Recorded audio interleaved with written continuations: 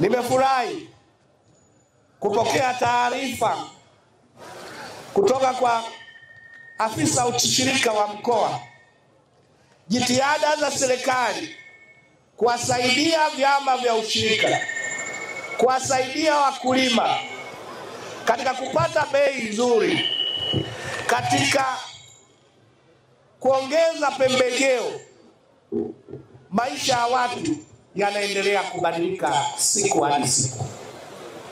Nyie ni mashahidi, wakati wa Kangomba bei ya korosho ilikuwa shilingi ngapi na sasa ni shilingi ngapi?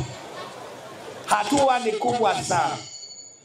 Wenzenu waliambiwa huko na Chingwea na hao waliosema huku mbali kwamba ushirika huu hauna maana, lakini jana nimeeleza Kilwa, katika wale viongozi waliowahutubia na kuwapotosha wananchi, hamna hata mwenye shamba, hamna aliyewahi kulima, hawajui ushirika na hawajui mazao haya.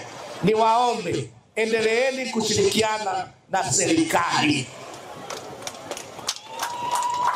Dr. Samia Suluhu Hassan anaingia katika rekodi ya kubadilisha maisha ya wakulima, kuongeza pembejeo, ruzuku ya pembejeo ya mbegu na mbolea.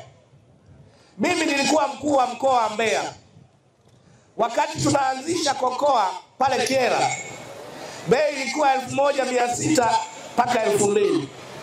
Leo ni zaidi ya shilingi 26,000 kupitia stakabadhi ghalani.